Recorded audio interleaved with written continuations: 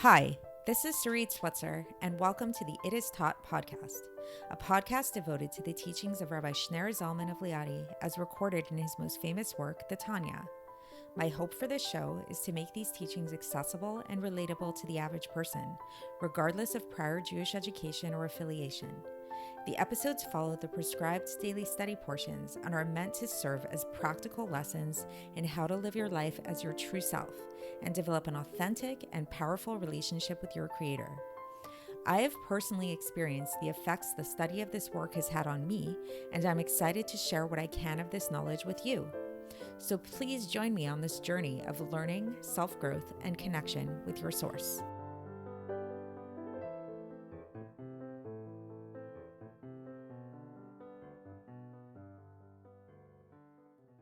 Hi, and welcome to the It Is Taught podcast. This is episode 586 for the 12th of Tammuz in a regular year.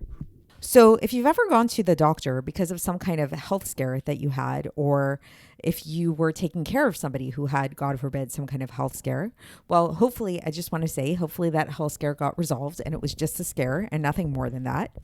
But just playing with this theoretical example, the first thing that comes to mind when a person has some kind of scare like this, most likely is not money.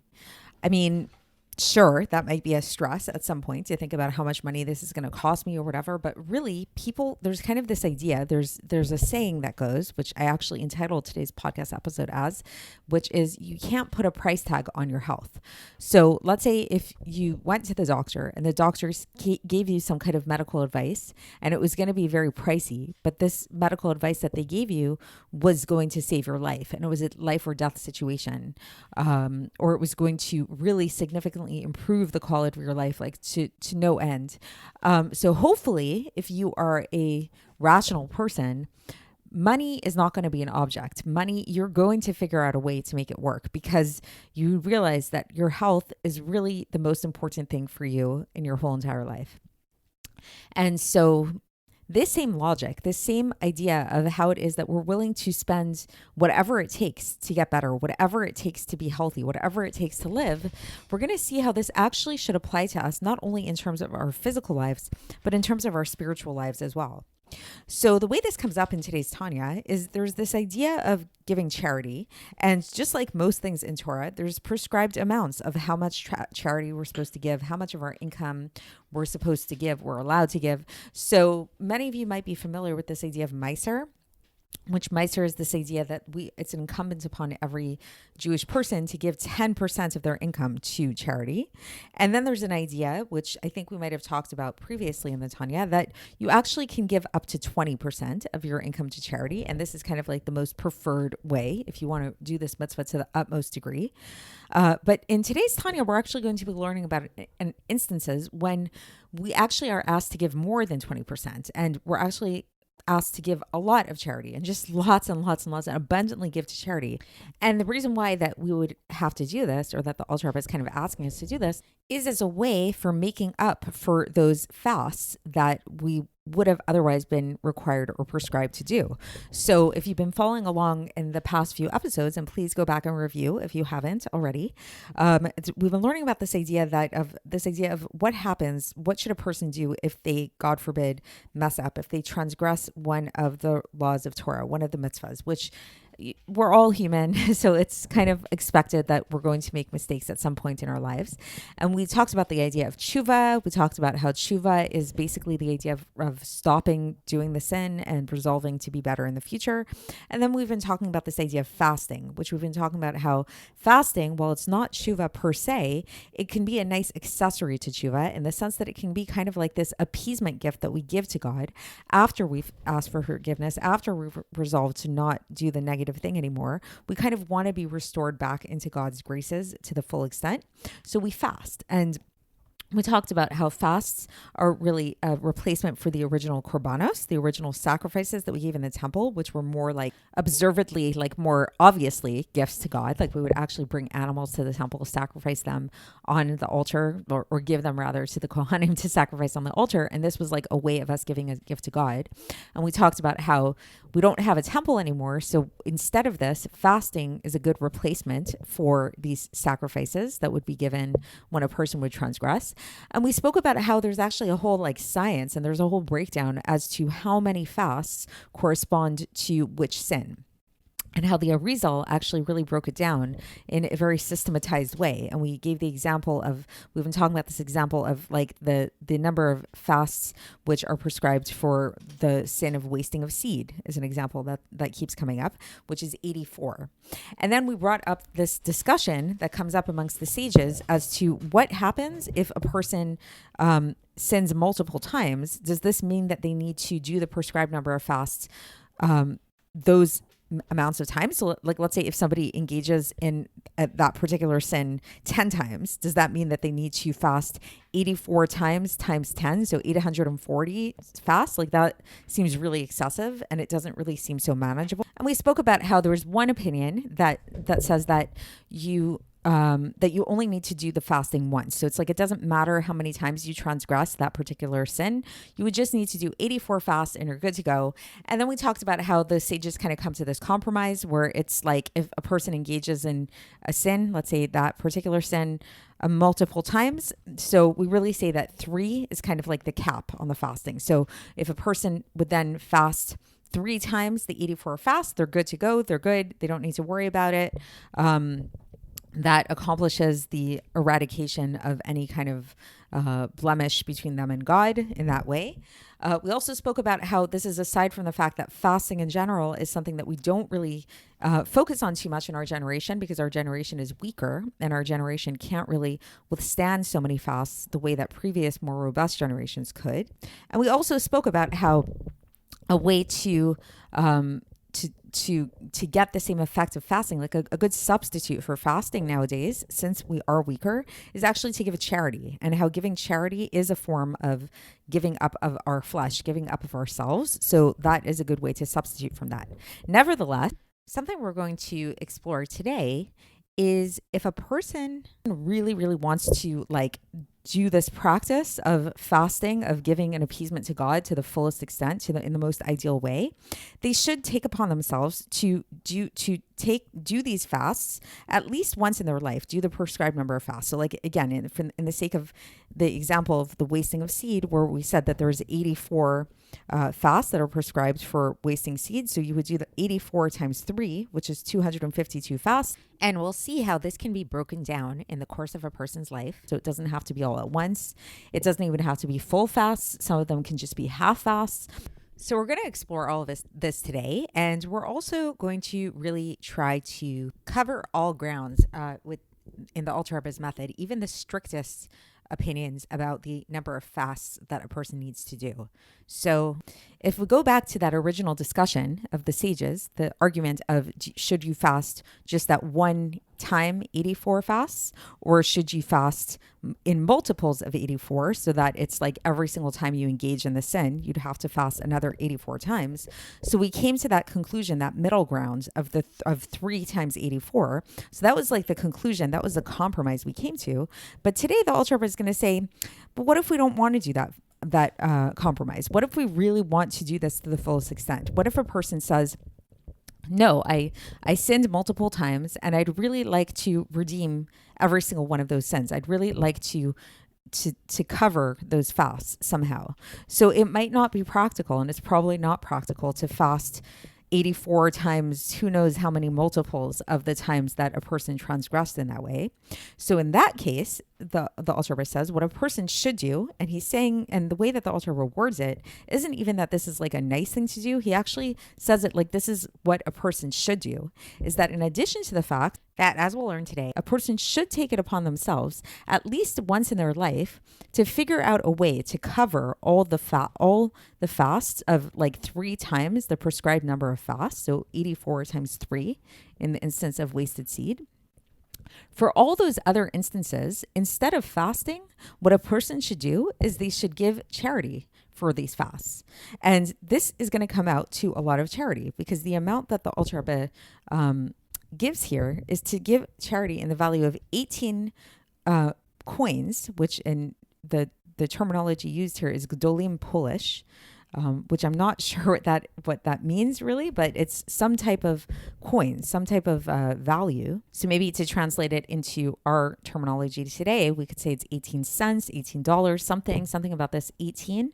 And so basically for every extra day that a person should have been fasting, then they can give 18 of these coins to charity in some way. So then the question comes up, which is what I mentioned in the intro, which is that if a person does this, they're going to be giving a lot of charity, and they're going to be giving so much charity that they might actually exceed the amount of the prescribed 20%, the maximum 20% that's allowed according to halacha. That it says clearly you're not supposed to give more than 20% of your income away to charity. So how do we resolve this?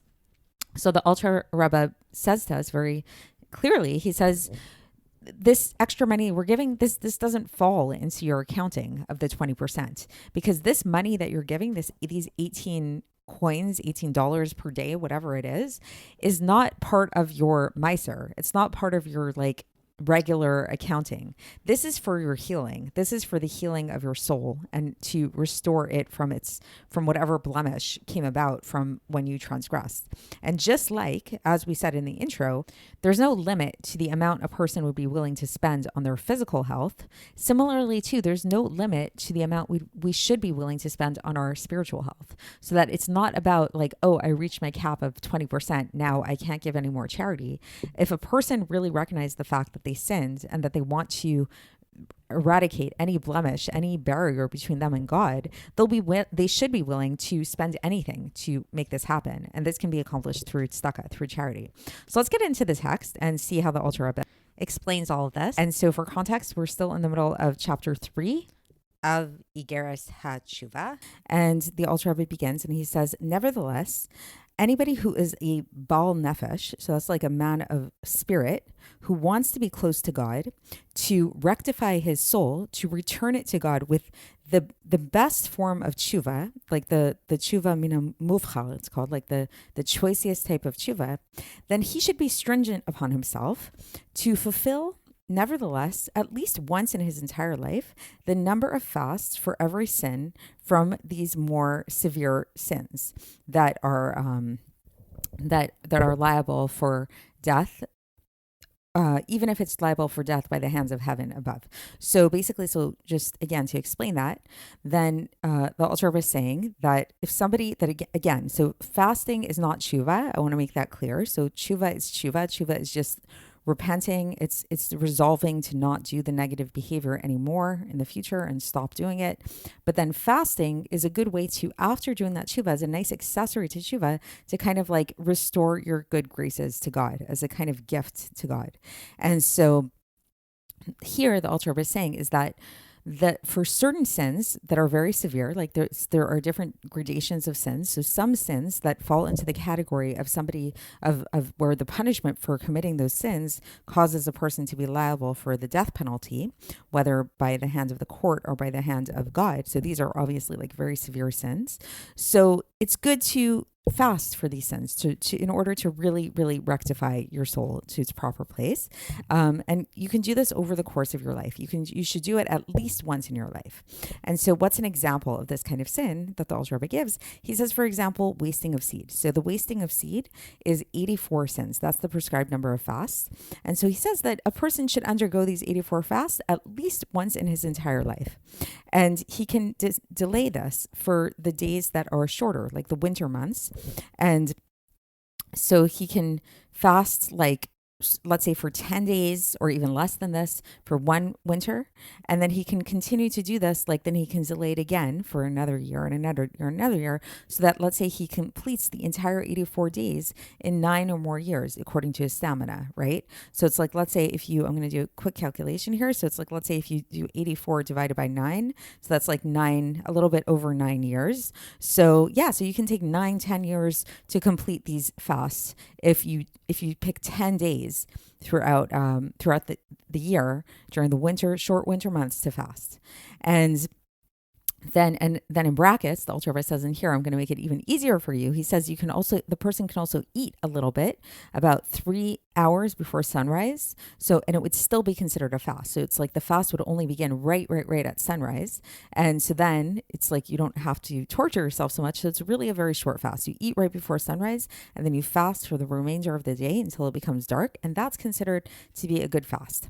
And then if a person wants to complete the 3 times 84, which is 252 fasts, then they can do this by further breaking up the remaining fasts. So it's like, okay, they got rid of the 84 fasts by breaking it up into different days over the course of the year.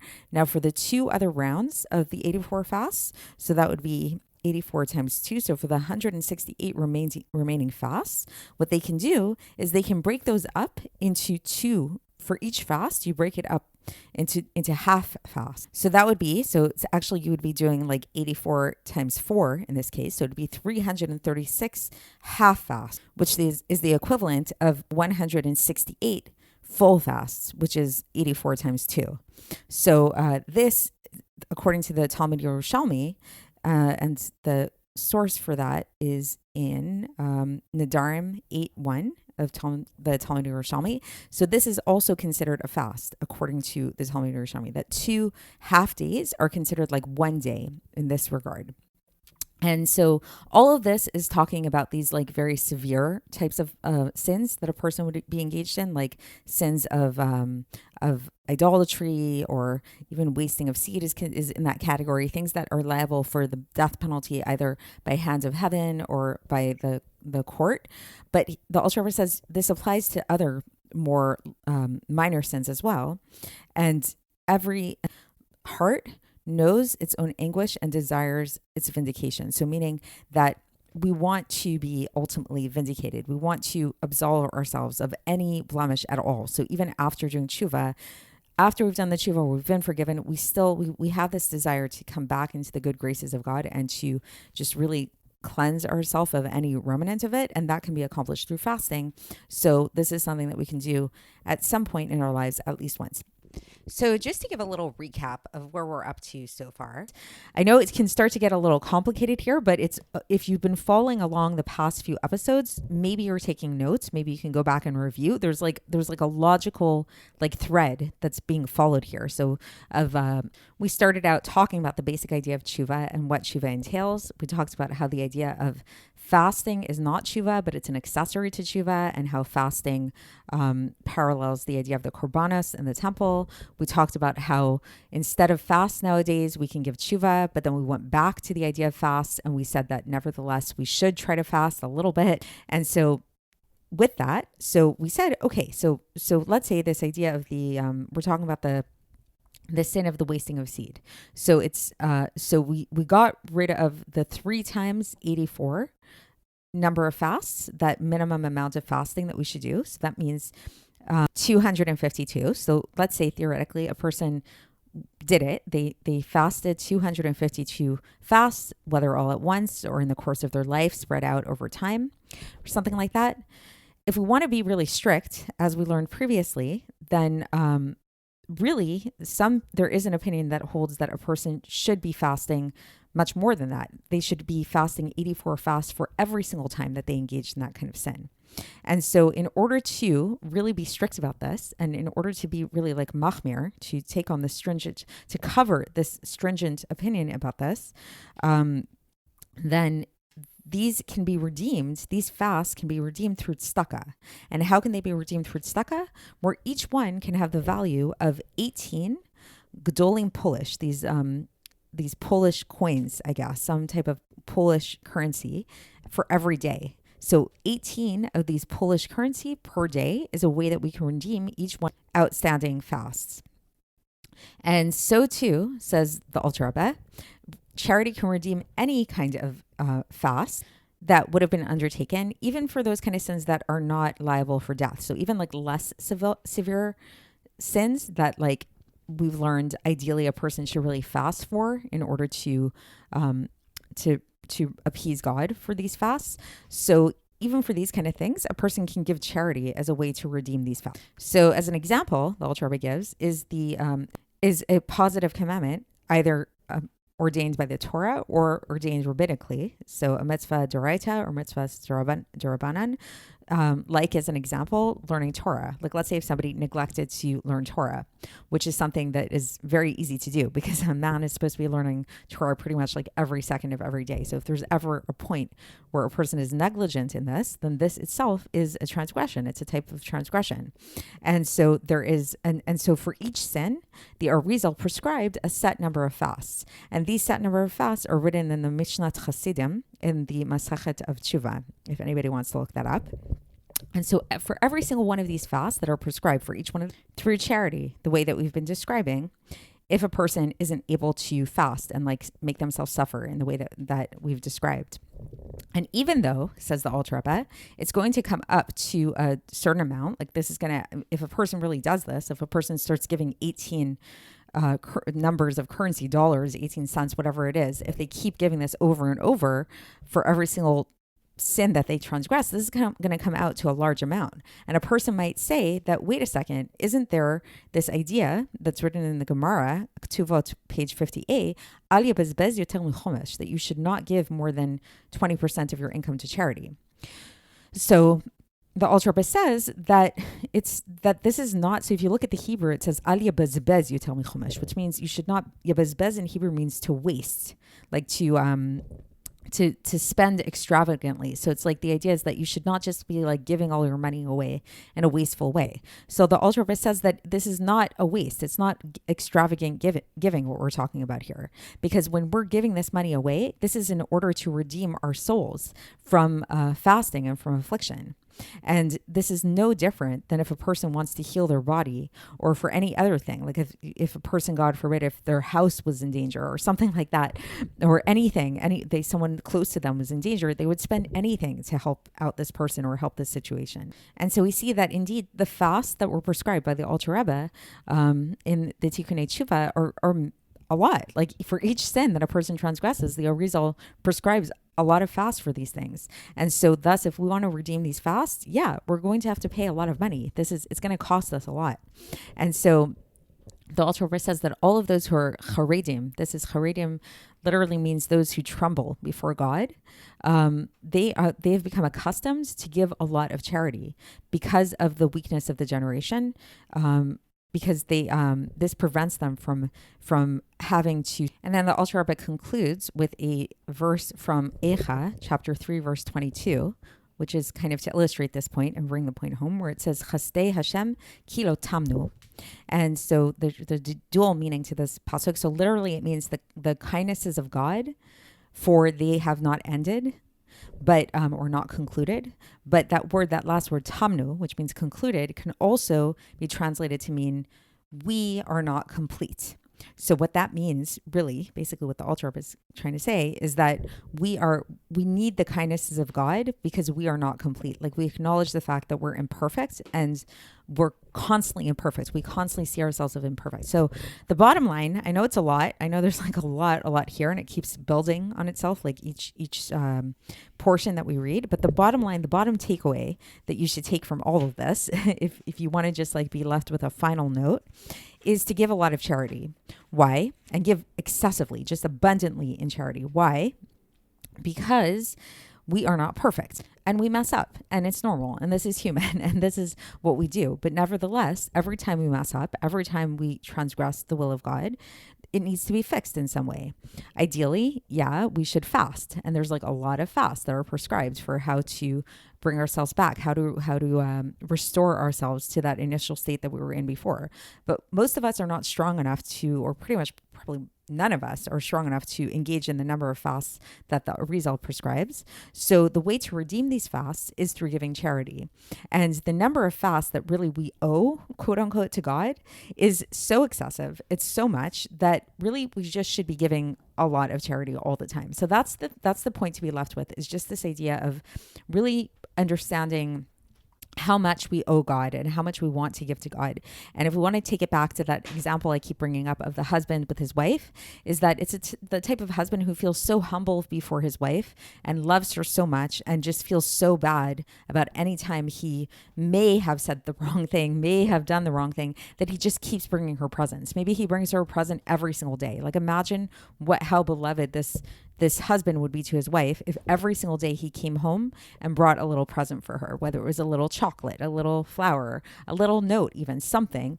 Like, this is the idea, is that every single time we give charity, this is a way of giving a present to God. This is our gift to God day after day after day after day. So give lots of charity, everybody. And feel good and be healthy, be spiritually healthy, be physically healthy. And we're going to continue tomorrow when we actually begin a new chapter 4 in this book, Iggeres HaTeshuva, and I'll speak to you then. Thanks for listening to the It Is Taught podcast, hosted by Sarit Switzer. This podcast is dedicated in loving memory of my maternal grandfather, Avraham Yitzchak ben Binyamin HaKohen of blessed memory. Music by Shoshana. If you enjoyed this episode and would like to support the show, please share it with others and subscribe on YouTube, Apple iTunes, Spotify, or wherever you listen to podcasts. And make sure to leave us a 5-star review. To find out more about the It Is Taught project, including more information on my soon-to-be published book, please visit our website, itistaught.com. To catch the latest from me, follow me on Facebook, Instagram, and Twitter. Looking forward to speaking with you tomorrow, and until then, have a great day.